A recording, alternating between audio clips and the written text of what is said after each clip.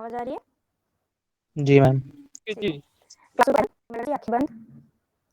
एक साथ सत्स्वर में गायत्री महामंत्र का उच्चारण। तत्सवितुर्वरेण्यं भर्गो देवो न प्रचोदयात्।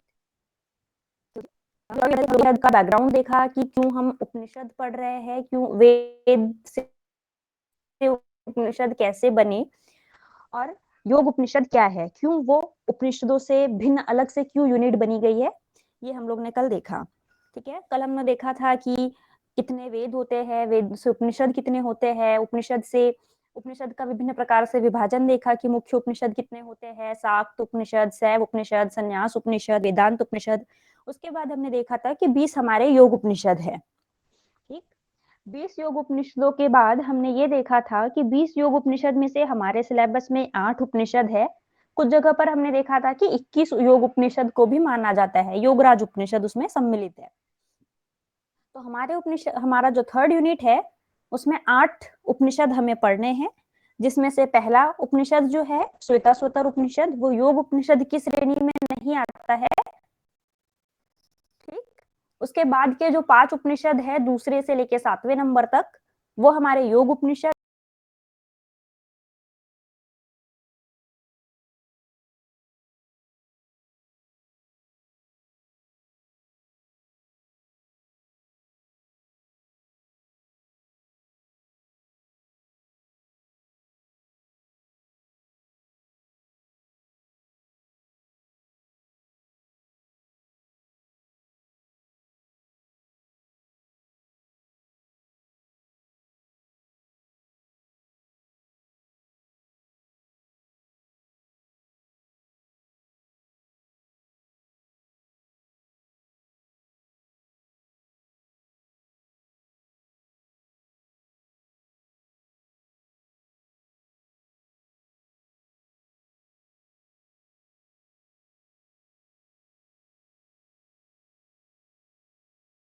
है और 8वें नंबर का जो है योगराज उपनिषद, उसे कुछ लोगों ने योग उपनिषद माना है, कुछ लोगों ने नहीं माना है।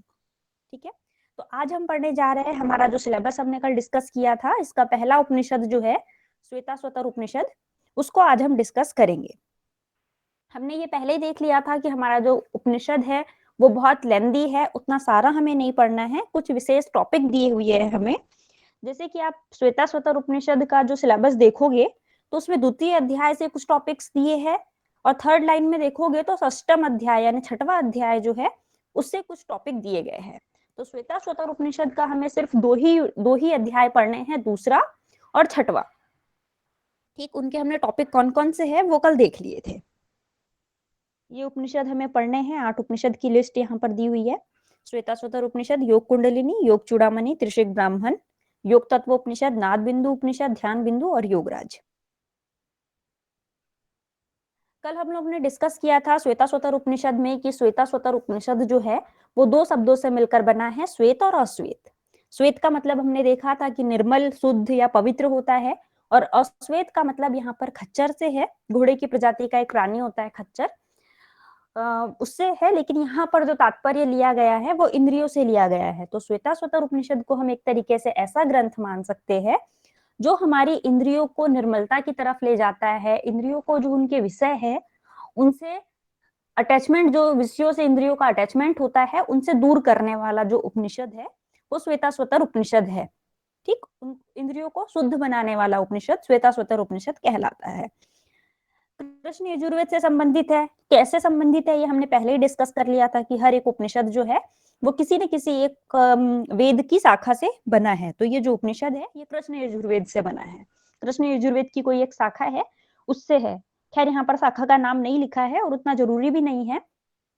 जैसे कि शाखा से संबंध का, जैसे आप लोग ने जब केनोपनिषद पढ़ा होगा तो वहां पे देखा होगा कि तलवकार ब्राह्मण से लिया गया है, तो वो ब्राह्मण भाग का अंश है ना। तो कुछ कुछ उपनिषद संहिता भाग के अंश है, कुछ ब्राह्मण भाग से लिए गए हैं। कहीं कहीं पर आप तैत्तिरीय उपनिषद देखोगे, वहां पर तैत्तिरीय आरण्यक लिखा होता है। तो कुछ कुछ का हमें पता होता है कि कौन से भाग से लिए गए हैं, तो वहां पर वर्णन मिल जाता है सीधे कि ये इस ब्राह्मण से लिया गया है या इस संहिता से लिया गया है, इस आरण्यक से। लेकिन यहाँ पर क्लियर नहीं है, इसीलिए सिर्फ आप इतना लिख दीजिएगा या इतना याद रख लीजिएगा कि ये जो श्वेताश्वतर उपनिषद है वो कृष्ण यजुर्वेद से संबंधित है। कृष्ण यजुर्वेद की ब्राह्मण से है, संहिता से लिया है या आरण्यक से लिया है, ये भी यहाँ पर श्योर नहीं है। ठीक है, तो अभी आपको इतना याद रखना है कि कृष्ण यजुर्वेद से संबंधित है। हमने ये भी कल देखा था कि जो श्वेताश्वतर उपनिषद है वो 6 अध्याय से लिया गया है, 6 अध्याय इसमें है। 6 अध्याय में जो मंत्रों की संख्या है वो 16, 17, 21, 22, 14 और 23। तो हमारे सिलेबस में तो हमने देखा कि सिर्फ दूसरा और छठवां अध्याय हमें पढ़ना है।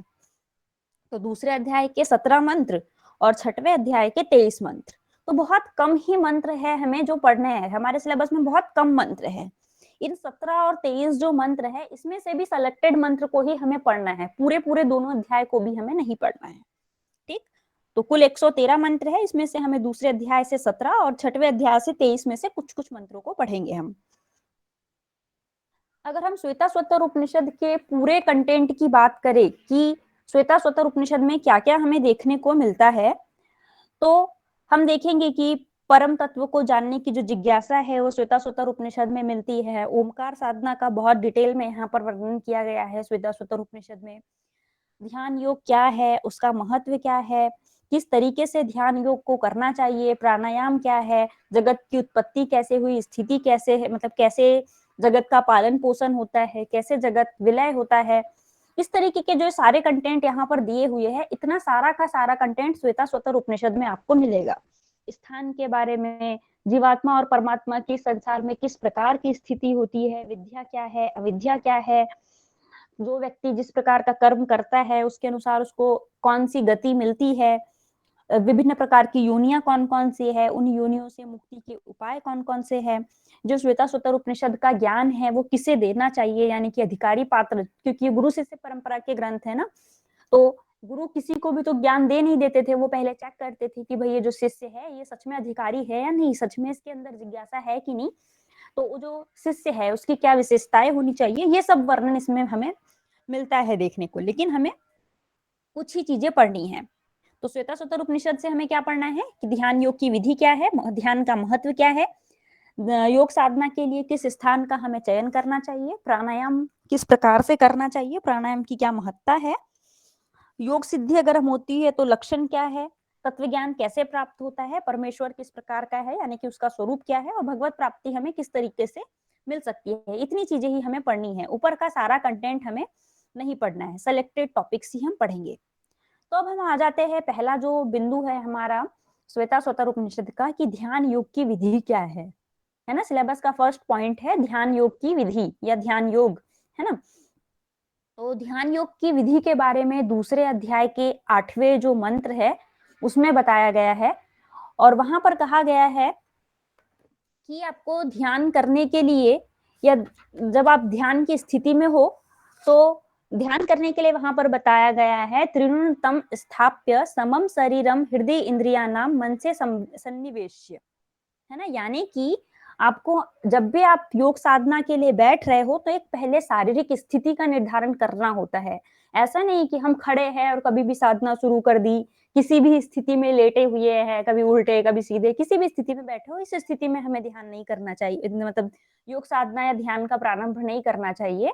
पहले एक स्पेसिफिक शारीरिक स्थिति का निर्माण होता है, उसके बाद ही हम ध्यान को करते हैं।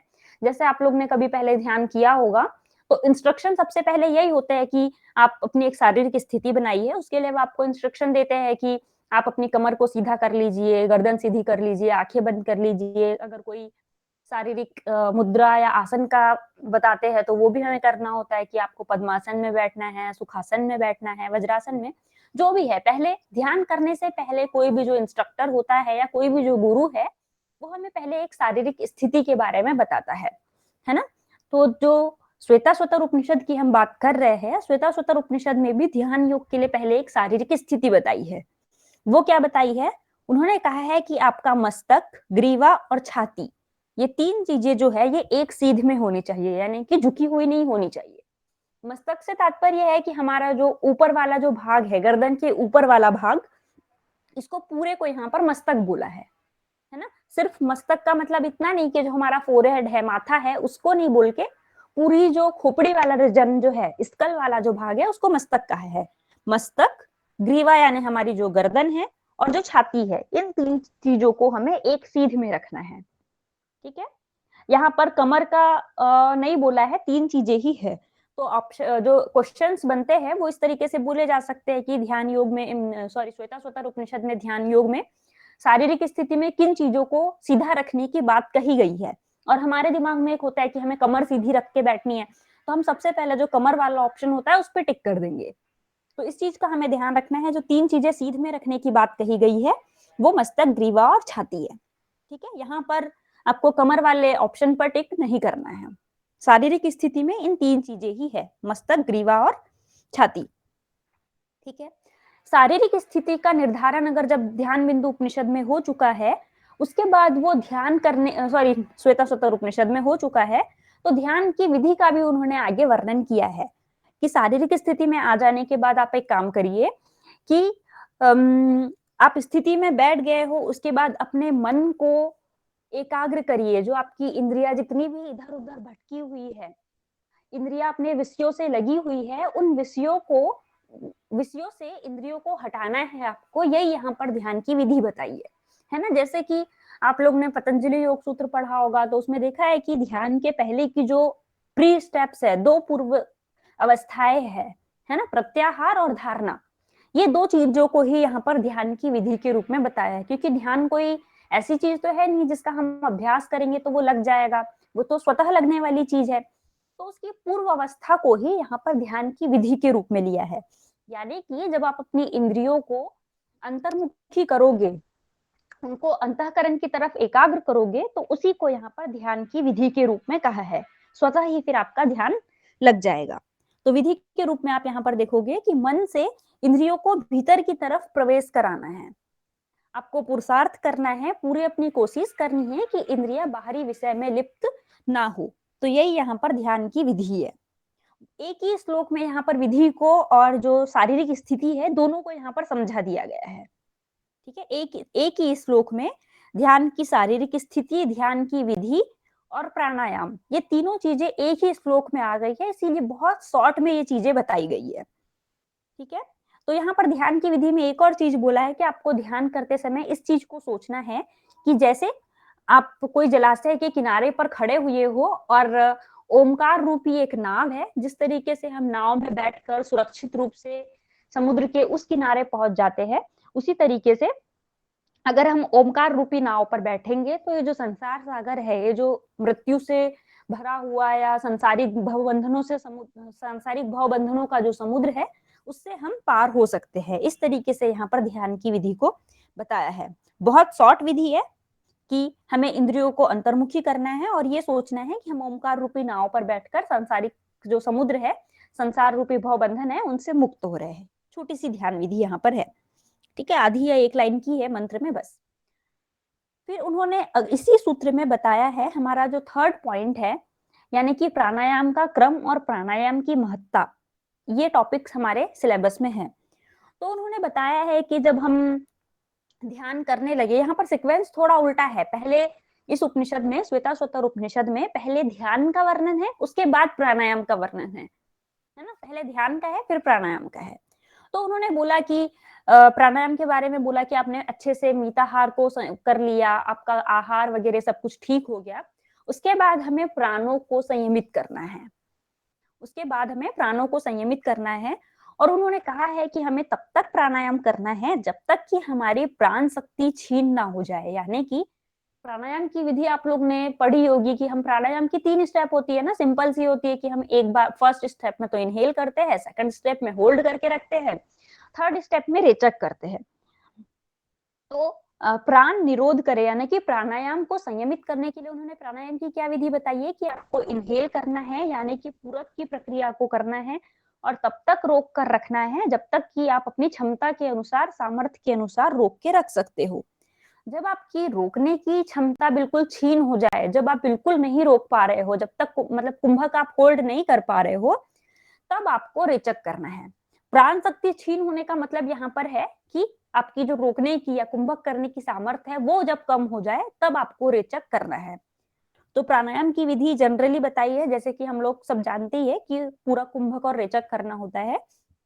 तो प्राणायाम की विधि यही है यहाँ पर कि इनहेल करो, जब तक होल्ड कर सकते हो तब तक होल्ड करिए, जब होल्ड करने की सामर्थ्य आपकी खत्म हो जाए तो आप एक्सहेल कर सकते हो। ये यहाँ पर प्राणायाम की विधि हमें बताई है। इसका एक उदाहरण दिया है हम, जैसे कि सिलेबस में भी है कि प्राणायाम की क्या महत्ता है, क्यों जरूरी है, तो उन्होंने उस चीज को एक उदाहरण के माध्यम से समझाने का प्रयास किया है कि जैसे कि क्या होता है कि यहाँ पर उदाहरण लिखा है कि सारथी का सावधान होकर शरारती घोड़ों पर नियंत्रण। जब कोई सारथी रथ को चलाता है और घोड़े बहुत शरारती जैसे होते हैं, कोई घोड़ा इधर भाग रहा है, कोई घोड़ा उधर भाग रहा है, तो जो सारथी होता है वो बहुत ही एकाग्रता के साथ, बहुत ही संयम के साथ सावधान होकर उन घोड़ों पर नियंत्रण करता है। अगर उसका मन इधर उधर है तो उन घोड़ों पर कंट्रोल नहीं कर पाएगा।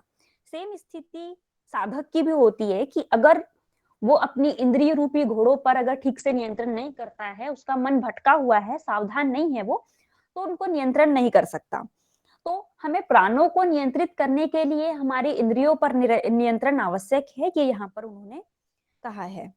ठीक है, जिस तरीके से सारथी सावधान होकर अपने घोड़ों पर नियंत्रण करता है, उसी तरीके से साधक जो है उसको भी सावधान होना है, बिल्कुल एकाग्र होना है और तब अपने इंद्रिय रूपी घोड़ों पर नियंत्रण करेगा, तभी उसके प्राणों का यानी कि उसकी जो प्राण वायु है उसका वो नियंत्रण कर सकेगा। इस तरीके से यहाँ पर एक ही श्लोक में 3 चीजों का वर्णन, हमारे जो 3 टॉपिक है, ध्यान की शारीरिक स्थिति, ध्यान विधि और प्राण निरोध, इन तीनों को कंप्लीट किया गया है। कौन से इसमें है, देखो पिछली बार क्वेश्चन आया था श्वेताश्वतर उपनिषद से ही कि जो कोई एक टॉपिक दे दिया था कि ये श्वेताश्वतर उपनिषद के किस अध्याय में है इसका वर्णन। जैसे कि एग्जांपल के लिए हम मान लो कि प्राणायाम की जो विधि है उसका वर्णन कौन से अध्याय में है, ऑप्शन दे दिया था फर्स्ट अध्याय, दूसरा अध्याय, तीसरा और चौथा, इस तरीके से। तो हमें ये याद रखना है कि कौन से अध्याय का है ये। ठीक है, तो ध्यान योग की जो विधि है प्राण निरोध के बारे में है, वो दूसरे अध्याय में वर्णन है। इसके बाद हम आगे बढ़ते हैं कि स्थान के बारे में, कि किस स्थान पर हमें योग साधना करनी चाहिए, उसके विषय में क्या वर्णन उपनिषद में यानी श्वेताश्वतर उपनिषद में मिला है। तो आप शुरू में मंत्र देख रहे होंगे, श्लोक देख रहे होंगे, समय सूचो शर्करा वहनी वालुका विवर्जिते शब्द जलाश्रय दाभी मनोनुकूले न तू चक्षु पीड़ने गुहा निवाताश्रयने प्रयोजित। बहुत सिंपल सा है, आपने घेरन संहिता और हठ प्रदीपिका हठ योग के ग्रंथ पढ़ ही लिए हैं, वहां से मिलता जुलता ही है, यानी लगभग वही है। वहां पर जो स्थान निर्धारण की बात की गई है कि हमें अपनी जो कुटिया है योग साधना के लिए, जो हम मठ का निर्माण करते हैं, वो किस स्थान पर बनानी चाहिए, उसी को यहाँ पर बताया गया है कि हमें योग साधना के लिए किस प्रकार का स्थान चयन करना चाहिए। तो अगर आप सूत्र याद कर लो, ये वाला मंत्र याद कर लो, तो आप समझ पाओगे कि मतलब सिर्फ मंत्र याद करने से आपको नीचे की डिटेल्स जो है, उसका अर्थ जो है वो याद हो जाएगा। और मंत्र में याद इसलिए करने की कह रही हूँ क्योंकि अभी क्या हो रहा है, जैसे आपने घेरन संहिता और हठ प्रदीपिका के क्वेश्चंस देखे होंगे कि कैसे आते हैं, उनके हिंदी नाम नहीं देते हैं कि पथ्य और अपथ्य क्या है, उनके हिंदी नाम ना देके जो ग्रंथ में जो नाम है उसके उनका उनको दे देते हैं। तो यहाँ पर भी ऐसा हो सकता है कि आपको प्योर हिंदी ना देके कि कंकड़ रहित स्थान होना चाहिए, कंकड़ रहित हटा के वो सरकरा दे देंगे, तो वो आपको पहचान होनी चाहिए। संस्कृत और हिंदी किसका क्या है वो पता होना चाहिए, इसीलिए अगर आप मंत्र को याद कर लोगे तो वो आपके लिए इजी हो जाएगा। जैसे कि सिंपल अगर वो क्वेश्चन दे देते हैं कि स्थान निर्धारण में हमें किन बातों का ध्यान रखना है, समय सूचो शर्करा और वहनी, ये 4 ऑप्शन दे देते हैं, इसके अलावा कोई एक दे देंगे, तो हम सोचेंगे शर्करा, शक्कर की क्या जरूरत है, शर्करा तो हम शक्कर समझते हैं ना। तो हो यही आंसर होगा कि इसकी हमें आवश्यकता नहीं होती है, स्थान निर्धारण के समय हमें इसका ध्यान नहीं रखना है, शक्कर से क्या मतलब। तो आप संस्कृत वर्ड्स को जो है वो ध्यान रखिएगा, है ना। तो अब हम श्लोक को समझ लेते हैं, मंत्र को समझ लेते हैं। उसने बोला है समय सूचो, समय का मतलब है समतल स्थान होना चाहिए। आप जहां पर भी अपनी कुटिया का निर्धारण कर रहे हो या आप जिस भी स्थान पर अपनी साधना करने के लिए बैठ रहे हो, वो उबड़ खाबड़ नहीं होना चाहिए। आप इमेजिन करके देखिए कि आप कोई उबड़ खाबड़ स्थान पर बैठे हो, आपका एक पैर नीचे जा रहा है, एक पैर ऊपर आ रहा है, तो वहां पर आप प्रॉपर तरीके से साधना नहीं कर पाओगे, है ना। इसीलिए यहाँ पर बोला है कि आप जिस भी स्थान पर बैठकर साधना कर रहे हो, योगाभ्यास कर रहे हो, वो बिल्कुल समतल होना चाहिए, उबड़ खाबड़ ना हो। दूसरा जो स्थान निर्धारण के लिए उन्होंने मुख्य बिंदु बताया है वो बोला है सूचो। पवित्र स्थान होना चाहिए। ऐसा नहीं कि वहां पर बहुत सारा पड़ोस में कचरा पड़ा हो, कचरे की गंध आ रही हो, या कुछ और इस तरीके से गंदी वस्तुएं रखी हुई हो। सोचो यानी पवित्रता वहां पर होना जरूरी है ना, साफ सुथरी हो। आप सिंपल सा देखते हो कि जब आप कोई रूम में बैठ के काम कर रहे हो, अगर रूम बहुत बिखरा हुआ है तो आपका मन नहीं लगता है। अगर रूम आपका बहुत सिस्टमैटिक जमा हुआ है तो आपका पढ़ने में मन अच्छे से लगता है। सेम वही है कि पवित्रता अगर हमारे आसपास रहेगी, साफ सुथरी जगह पर अगर हम बैठ के साधना करने का प्रयास करेंगे तो हमारा मन अच्छे से लगेगा। तीसरा है सरकरा यानी कि कंकड़। आप जिस स्थान पर बैठे हो वहां पर बहुत अधिक कंकड़ पत्थर ना हो, मतलब चिकना स्थान हो, है ना, उबड़ खाबड़ तो ना हो, समतल हो, प्लेन हो, लेकिन अगर बहुत पत्थर पत्थर से अगर वो प्लेन किया हुआ हो तो वहां पर भी आप अच्छे से बैठ नहीं पाओगे। तो कंकड़ वहां पर ना हो। वही नहीं यानी आग वहां पर ना हो, क्योंकि अगर आपके आसपास अग्नि है तो आपको हो ना हो डर रहेगा कि कहीं ये अग्नि हमारे तरफ तो नहीं आ रही है। बहुत अगर हीट रही आपके आसपास तब भी आप प्राणायाम नहीं कर पाओगे। तो ऐसे स्थान पर हमें करना है जहां पर बहुत अधिक अग्नि ना हो या अग्नि ना ही हो, यहाँ पर अग्नि रहित स्थान बोला है।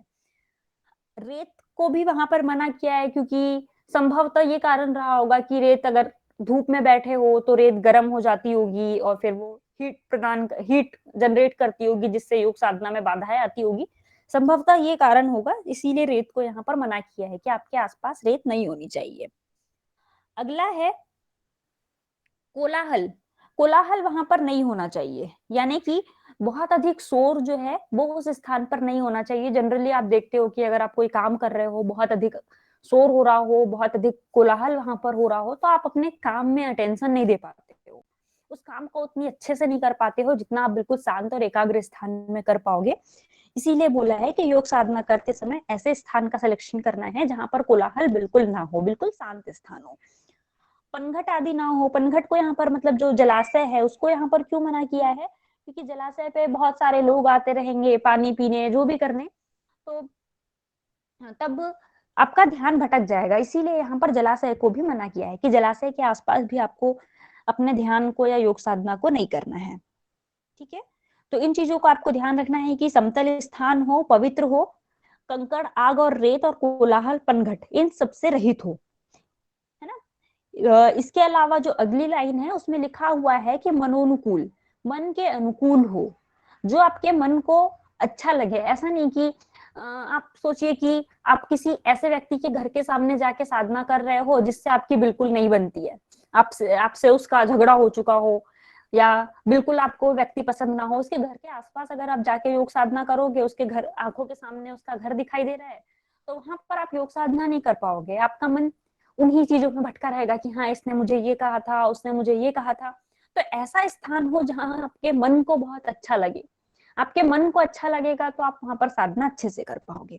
ठीक है, तो स्थान ऐसा होना चाहिए जो हमारे मन को अच्छा लगे।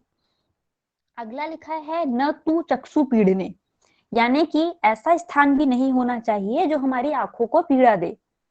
जैसे कि सेम वही एग्जांपल है कि आप आंखें खोलो और आपको बिल्कुल ऐसा व्यक्ति दिखाई दे या ऐसे स्थान दिखाई दे जिसको आपको देख के गुस्सा आ जाता हो, आपको देखना पसंद ना हो वो चीजें, ऐसी जगह पर भी आप अगर साधना करोगे तो वो पॉसिबल नहीं है कि आप उसमें अच्छे से कर पाओ। तो इसीलिए बोला गया है कि ऐसे स्थान पर हमें करना है जो हम देखें तो हमारी आंखों को तकलीफ ना हो, हमें अच्छा लगे, ऐसे स्थान पर ही हमें साधना करनी चाहिए। अब ये तो बता दिया कि कहाँ कहाँ नहीं करनी चाहिए, कंकड़ वाले स्थान पर नहीं करना है, आग में नहीं करना है, आग जहाँ आसपास हो, रेत के आसपास नहीं करना है, कोलाहल के वहां नहीं करना है, पनघट से दूर पे करना है, मन के अनुकूल करना है, आंखों को तकलीफ ना दे ऐसे वाले स्थान पर करना है।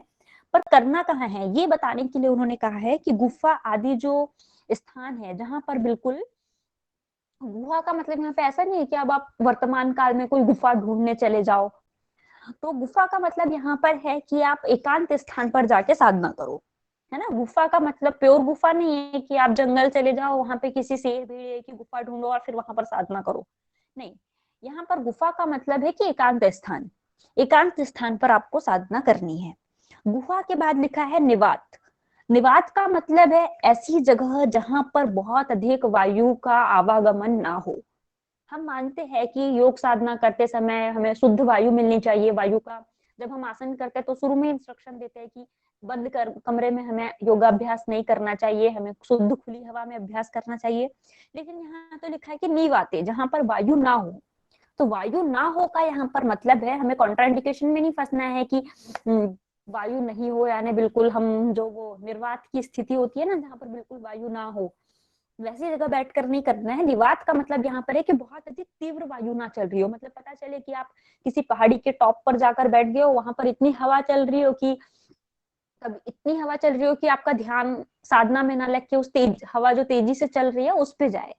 तो निवाते का मतलब यहाँ पर है कि बहुत अधिक तेज हवा ना हो, नॉर्मल हवा का आदान प्रदान होना जरूरी है। ठीक है, तो वायु रहित स्थान में हमें योग साधना करनी है और उस स्थान पर जाकर हमें अपने मन को परमात्मा से जोड़ने का प्रयास करना है। तो इस तरीके से स्थान निर्धारण की बात की गई है। तो ये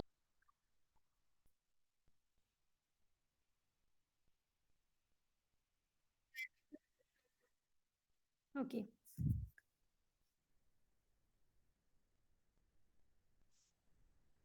माइक ऑन है ना। अब हम लोग योग श्वेता स्वतर योग उपनिषद में श्वेता स्वतर उपनिषद पढ़ रहे थे। इसमें अब तक हमने सिलेबस देखा था। श्वेता स्वतर उपनिषद के बारे में देखा था कि श्वेत और अश्वेत दो शब्दों से मिलकर बना है, जिसका मतलब होता है निर्मल और खच्चर। उसके बाद हमने अध्याय की संख्या तक डिस्कस कर लिया था। इन बिंदुओं पर हमें चर्चा करनी है श्वेता स्वतर उपनिषद में। जो आप स्क्रीन पर देख रहे हैं, योग ध्यान की विधि, महत्व, स्थान, प्राणायाम का क्रम, योग सिद्धि के लक्षण क्या है, तत्व ज्ञान, परमेश्वर का स्वरूप और भगवत प्राप्ति के उपाय। हमने ध्यान योग की विधि पर डिस्कस कर लिया है।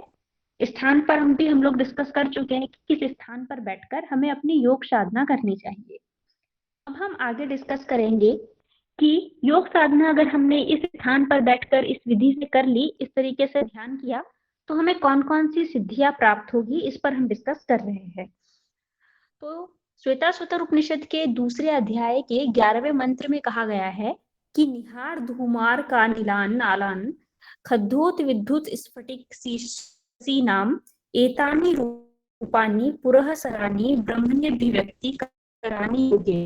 यानी कि जब हम योग का अभ्यास करते हैं तो हमें बीच बीच में कुछ अनुभूतियां होते रहती है। जैसे कि यहाँ पर है कि निहार यानी कि ओस की जो बूंदें होती है वो हमें अनुभव होने लगती है।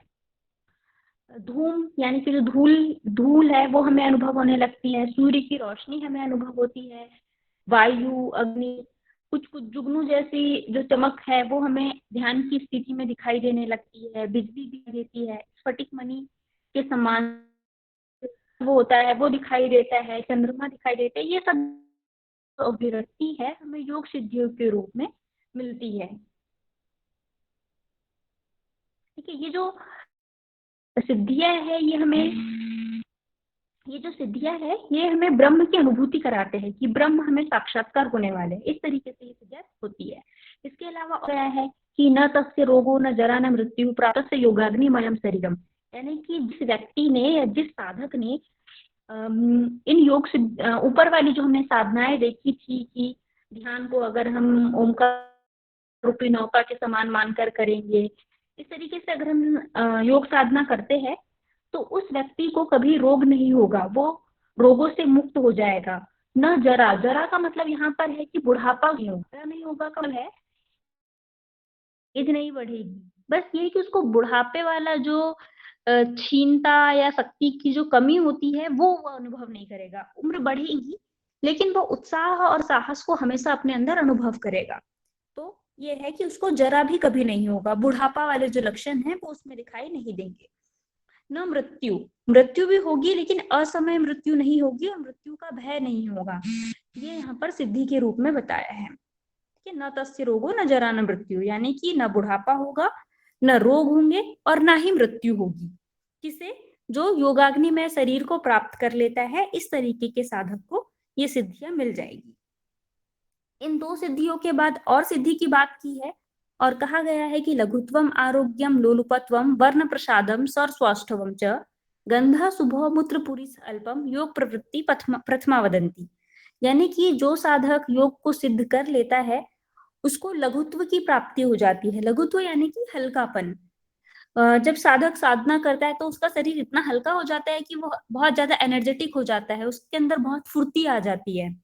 इसके बाद जो दूसरी सिद्धि है वो है आरोग्यम, यानी कि उसको किसी भी प्रकार का रोग नहीं होता है। तीसरी सिद्धि है कि लोलुपत्वम, लोलुपत्वम यानी कि किसी भी वस्तु से अटैचमेंट का ना होना, अटैचमेंट का ना होना यानी कि डिटैचमेंट, यहाँ पर लोलुपत्वम लिखा है ना। लोलुपत्वम यानी विषयासक्ति का अभाव।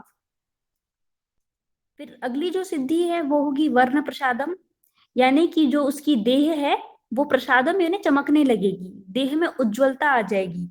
बोलते हैं ना कुछ लोगों के चेहरे पर अलग ही चमक दिखाई देती है, तो वो योग का एक लक्षण है कि चेहरे पर या फेस पर, देह पर चमक दिखाई देती है। उसकी आवाज में मधुरता आ जाती है, उसका जो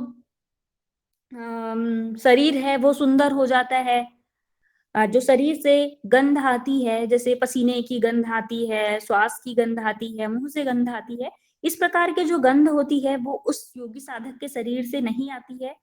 इसके अलावा मूत्र पुरुष अल्प, यानी कि उसके जो मलमूत्र की अधिकता है वो उसके अंदर विद्यमान नहीं रहती है, उसका मल और मूत्र दोनों कमी हो जाती है। कमी क्यों हो जाती है? ताकि वो योग साधना में उसे बार बार डिस्टरबेंस ना हो, इसीलिए इसको एक सिद्धि के रूप में देखा गया है। ठीक है, क्योंकि बार बार अगर मलमूत्र के लिए, विसर्जन के लिए उसको जाना होगा तो डिस्टरबेंस होगा, इसीलिए योग सिद्धि होने के बाद इनकी अल्पता हो जाती है। तो ये जो है इनको योग सिद्धि के लक्षण बताए गए हैं कि योग सिद्ध होने पर ये लक्षण हमें देखने को मिलते हैं। तो अब तक हमने बात की कि योग सिद्धि के लक्षण कौन कौन से थे। अब हम बात करेंगे, हमारे जो सिलेबस का अगला टॉपिक है कि परमेश्वर के स्वरूप के विषय में क्या कहा है, उसकी महिमा का बखान इस उपनिषद में यानी श्वेताश्वतर उपनिषद में क्या किया है। तो इस उपनिषद में बताया है कि परमेश्वर जो है उसके स्वरूप के रूप में कहा है कि वो सारी शक्तियां उसके अंदर समाहित है और वो ही सारा जो इतना संसार है सब पर शासन करता है। ये एक तरीके से उसका स्वरूप बताया है। और कहा है कि परमात्मा को अगर कोई व्यक्ति जानने की इच्छा रखता है तो उसे सांख्य योग के द्वारा जाना जा सकता है। ठीक, और भी चीजें यहाँ पर बताई है, ध्यान के द्वारा परमात्मा को जान सकते हैं, जो ऊपर विधियां बताई है वो सब कर सकते हैं, लेकिन सांख्य योग को भी यहाँ पर विशेष महत्व दिया है कि परमेश्वर को सांख्य योग के द्वारा हम जान सकते हैं। परमेश्वर के स्वरूप की बात बताया है कि परमात्मा ने ही या उस परमेश्वर ने ही जो सारी सृष्टि है उसका उत्पन्न किया था। सृष्टि के आरंभ में परमात्मा ने ही सबसे पहले ब्रह्म को उत्पन्न किया, फिर उन ब्रह्म ने सारी सृष्टि को उत्पन्न किया था।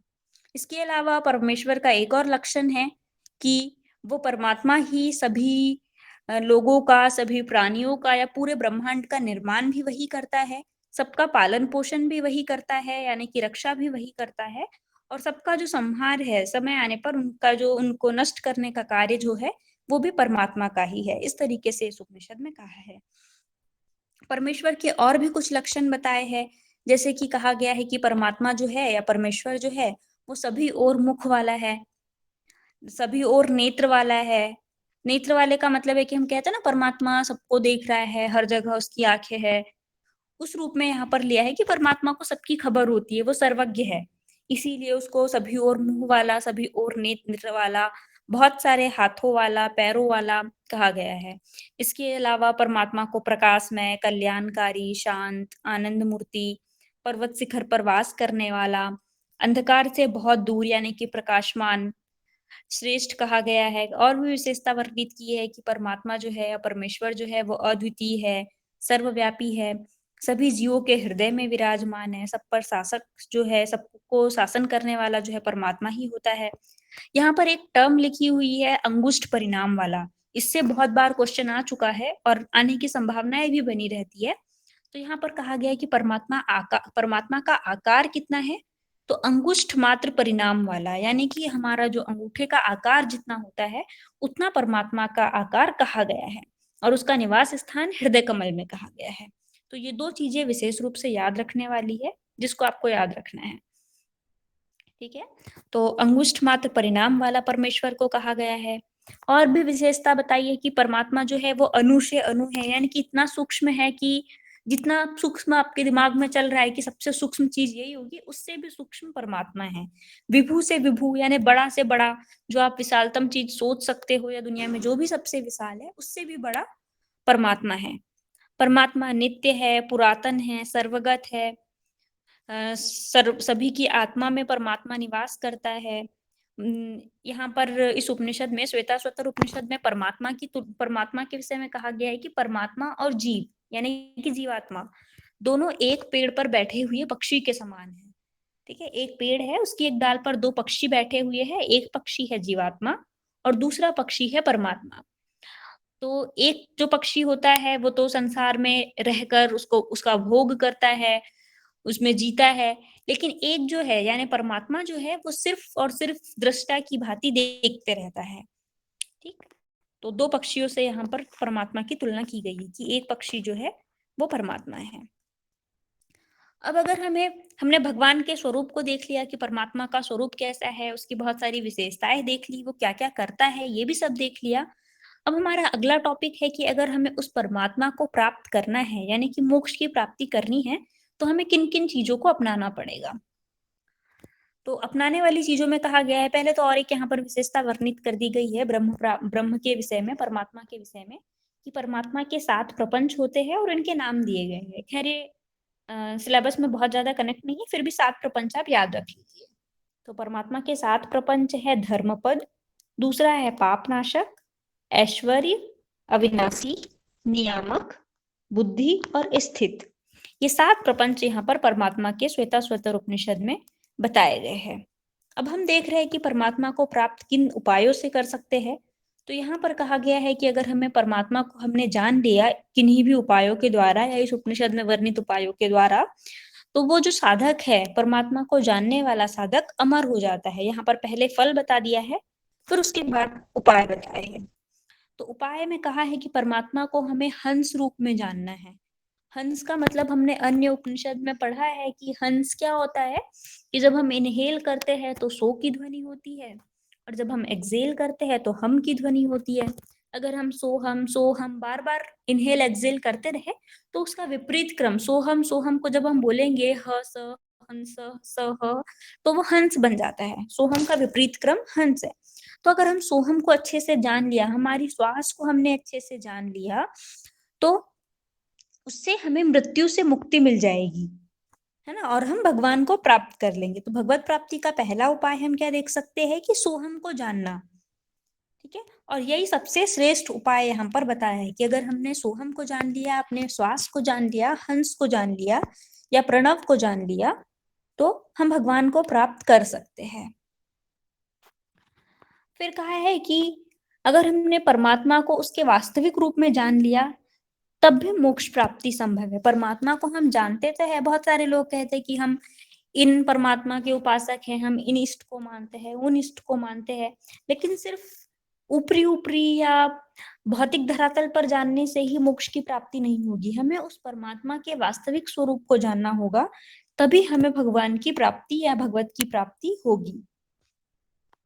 अब ये जो 2 उपाय यहाँ पर बताए हैं कि हमें हंस को जानना है और साथ ही परमात्मा के वास्तविक स्वरूप को जानना है, या ऐसा नहीं कि हमने जान लिया कि हमें किसी भी भगवान को जानना है तो हमें इतना पता चल गया कि वो हाथ में कौन सा अस्त्र धारण करते हैं या उनके कितने मुख है, कितने हाथ है, कितने पैर है, ये सब जानना उनका वास्तविक स्वरूप नहीं है, है ना।